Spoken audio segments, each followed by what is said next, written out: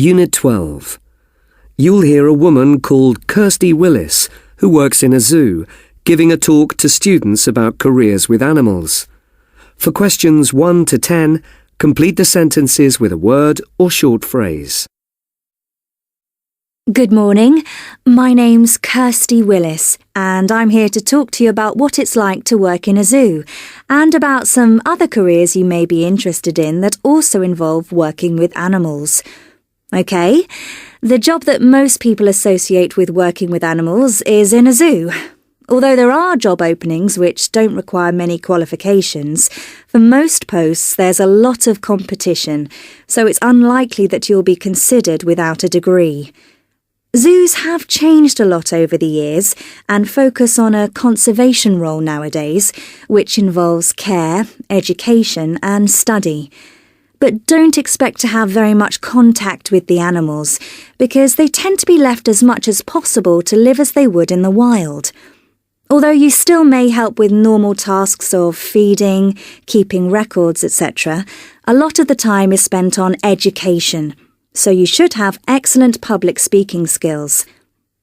You'll be talking to visitors to the zoo and showing groups of school children round, so you need to be able to get your enthusiasm across to them. Because what happens in a zoo is more or less the same each day, the job will appeal to you if you like to have routines in your life. You will have to deal with unexpected problems and challenges on occasions, of course, but that's the same in most jobs. Another related area is working in aquariums with sea mammals and fish. You need similar skills to those required for working in a zoo, but you also need to be able to swim well and have experience of using a boat, as most of the aquariums have large areas of water. You'll spend a large part of the day preparing and distributing the fishy diets and dealing with chemicals that are used in the tanks. The job isn't as physically tiring as working in a zoo, but by the time you go home, you will almost certainly smell. It will be obvious to everyone that you've been working with fish.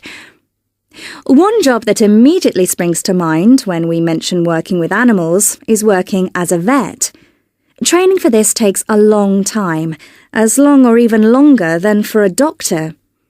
You can work with all kinds of animals, but you have to take into consideration that it can be frustrating because the animals can be very negative towards the vet. Conditioning tells them that every time this guy comes around, they aren't feeling well or it's going to be an uncomfortable, scary experience. To be a good vet, you don't just need knowledge of the science. You should be able to communicate with both animals and humans. That skill is really important, much more than making a quick decision about what is wrong with an animal. The last job I'm going to talk about is being an animal trainer. There used to be opportunities in circuses, but animals are used much less now to perform. But animal trainers are still required in films, so it's worth thinking about that. The training required is primarily experience. The pay for these jobs can be pretty low, and many people will work for free at first. It's also very hard work. The day starts early as 4 or 5 in the morning, and in most cases won't finish till 14 hours later. Don't forget, in most jobs you work 8 hours a day maximum. This is definitely not a 9-to-5 job. If you'd like any more information, there are a number of websites that will